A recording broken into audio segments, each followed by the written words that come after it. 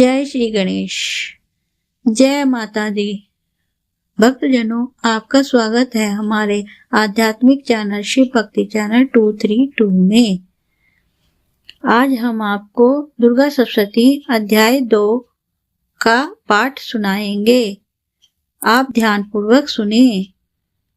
Video शुरू करने से पहले आपसे एक विनती है, अगर आपको हमारी वीडियो पसंद आए तो वीडियो को लाइक करें, शेयर करें और कमेंट्स बॉक्स में जय माता दी जरूर लिखें और वीडियो के बेल आइकन को दबाएं ताकि आपको आने वाली ऐसी ही धार्मिक कथाओं का नोटिफिकेशन मिलता रहे।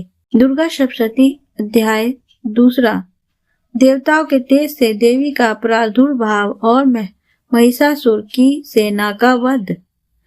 महर्षि मेधा बोले, प्राचीन काल में देवताओं और असुरों में पूरे 500,000 वर्ष तक घोर युद्ध हुआ था और देवराज इंद्र देवताओं के नायक थे। इस युद्ध में देवताओं की सेना परास्त हो गई थी। इस प्रकार संपूर्ण देवताओं को जीत महिषासुर इंद्र बन बैठा था। युद्ध के पश्चात हारे हुए देवता प्रजापति श्री ब्रह्मा को साथ लेकर उस स्थान पर पहुंचे जहां पर कि भगवान शंकर विराजमान थे। देवताओं ने अपनी हार का सारा वृत्तांत भगवान श्री विष्णु और शंकर जी से कह सुनाया। वह कहने लगे, हे प्रभु, महिषासुर सूर्य, चंद्रमा, इंद्र, अग्नि, वायु, यम, वरुण तथा अन्य देवताओं को के सब अधिकार छीनकर सबका अधिष्ठता स्वयं बन बैठा है। उसने अपने समस्त देवताओं को स्वर्ग से निकाल दिया है। वह मनुष्य की तरह पृथ्वी पर विचर रहे हैं। दैत्यों के सारी करतूत हमने आपको सुना दी है और आपकी शरण में इसलिए आए हैं कि आप उनके वध का कोई उपाय सोचें। देवताओं की बातें सुनकर भगवान श्री विष्णु और शंकर जी को दैत्यों पर बड़ा गुस्सा आया। उनकी भौहें तन गई और आंखें लाल हो गई। गुस्से में भरे हुए भगवान विष्णु के मुख से भारी तेज निकला और उसी प्रकार तेज भगवान शंकर, ब्रह्मा और इंद्र आदि दूसरे देवताओं के मुख से प्रकट हुआ। फिर वह सारा तेज एक में मिल गया और तेज का पुंज वह ऐसे दिखता था जैसे कि जाज्वल्यमान पर्वत हो।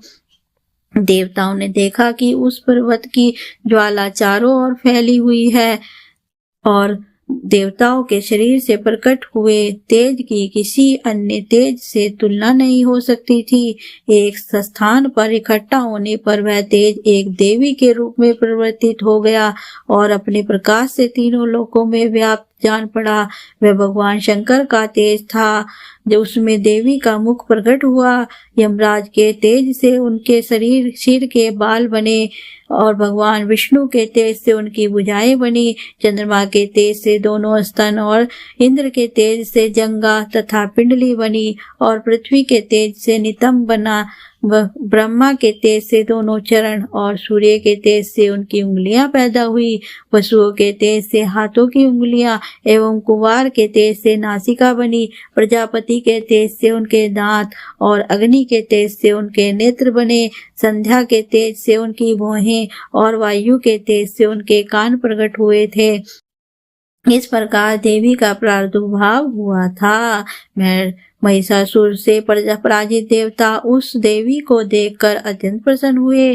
भगवान शंकर ने अपने त्रिशूल से एक त्रिशूल निकालकर उस देवी को दिया और भगवान विष्णु ने अपने चक्र से एक चक्र निकालकर उस देवी को दिया।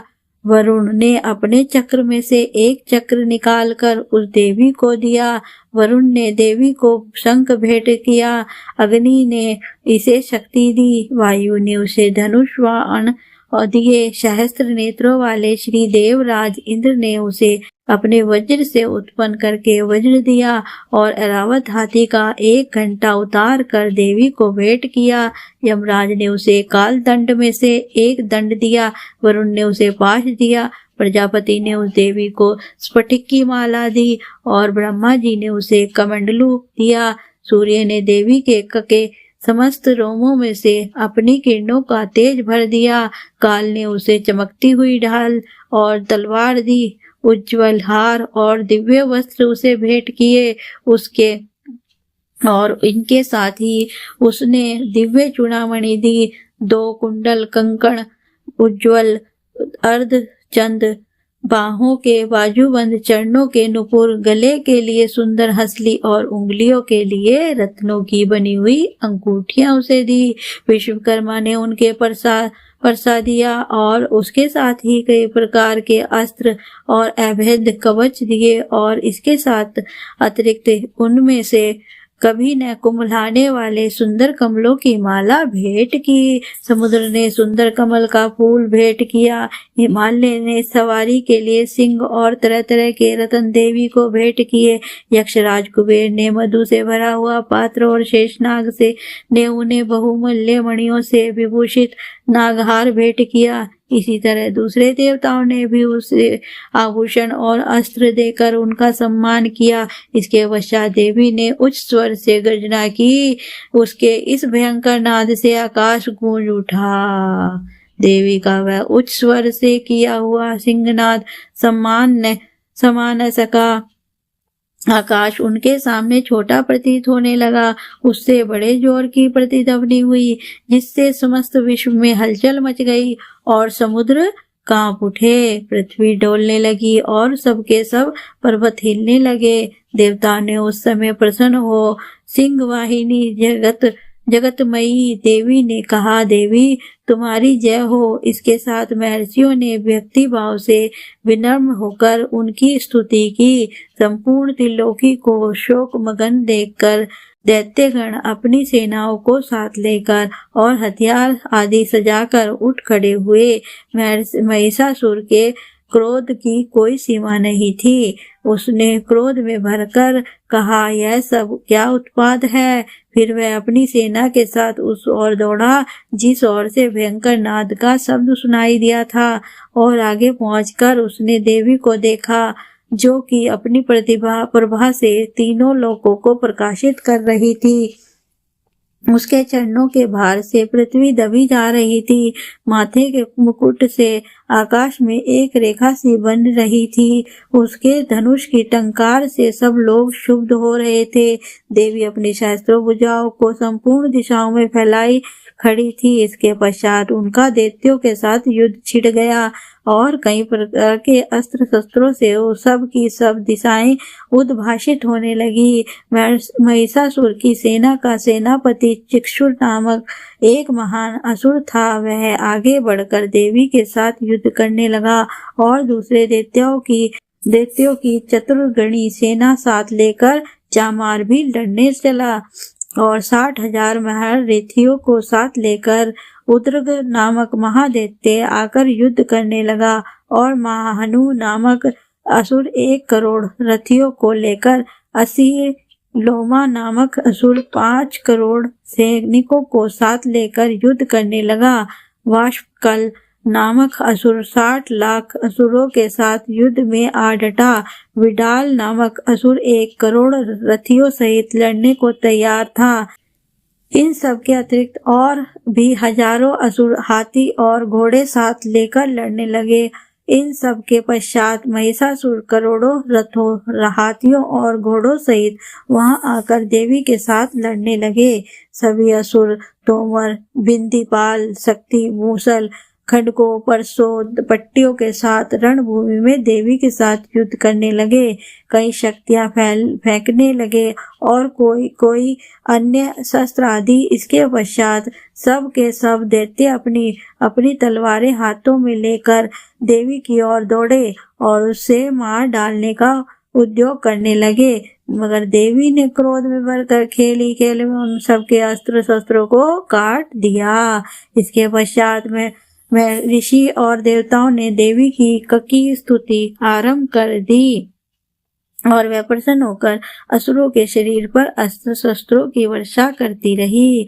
देवी का वाहन भी क्रोध में भयंकर दैत्य सेना में इस प्रकार विचरने लगा जैसे कि वन में दावानल फैल रहा हो। युद्ध करती हुई देवी ने क्रोध में भयंकर जितने श्वासों को छोड़ा वह तुरंत ही सैकड़ों हजारों गणों के रूप में परिवर्तित हो गए। फरसे, बिंदी, पाल, खड़ग तथा पट्टिश इत्यादि अस्त्रों के साथ दैत्यों ने युद्ध करने लगे। देवी की शक्ति से बढ़कर हुए वह गण दैत्यों का नाश करते हुए ढोल, शंख व मृदंग आदि बजा रहे थे। तदनुसार देवी ने त्रिशूल, गदा, शक्ति, खड़ग इत्यादि से सहस्त्रों असुरों को मार डाला। कितनों को घंटे की भयंकर आवाज से ही यमलोक पहुंचा दिया। कितने ही असुरों को उसने पास में बांधकर पृथ्वी पर धर घसीटा। कितनों को अपनी तलवार से टुकड़े टुकड़े कर दिए और कितनों को गदा की चोट से धरती हुई पर सुला दिया। कई दैत्य मुसल की मार से घायल होकर रक्त वमन करने लगे और कई सूल से छाती फट जाने के कारण पृथ्वी पर लेट गए और कितनों की वाणों से कमर टूट गई। देवताओं को पीड़ा देने वाले दैत्य कट कट कर मरने लगे। कितनों की बाहें अलग हो गई, कितनों की ग्रीवाएं कट गई, कितनों के सिर कट कर दूर भूमि पर लुढ़क कर गए, कितनों के शरीर बीच में से कट गए और कितनों की जंघाएं कट गई और वह पृथ्वी पर गिर पड़े। कितने ही सिरों व पैरों के कटने पर भी भूमि पर से उठ खड़े हुए और शस्त्र हाथ में लेकर देवी से लड़ने लगे। और कई दैत्यगण भूमि में बाजों की दवनी के साथ नाच रहे थे। कई असुर जिनके सिर कट चुके थे बिना सिर के धड़ से हाथ में शस्त्र लिए हुए लड़ रहे थे। दैत्य रह रहकर ठहरो ठहरो कहते हुए देवी को युद्ध के लिए ललकार रहे थे।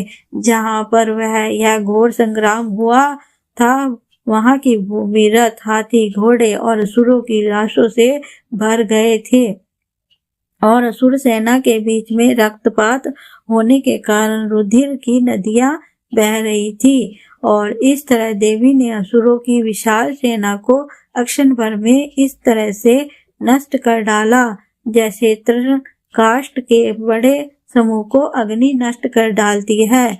और देवी का सिंह भी गर्दन के बालों को हिलाता हुआ और बड़ा शब्द करता हुआ असुरों के शरीरों से मानो उनके प्राणों को ढूंढ रहा था। वहां देवी के गणों ने जब दैत्यों के साथ युद्ध किया तो देवताओं ने प्रसन्न होकर आकाश से उन पर पुष्प की वर्षा की। जय माता दी। अध्याय 2 समाप्त।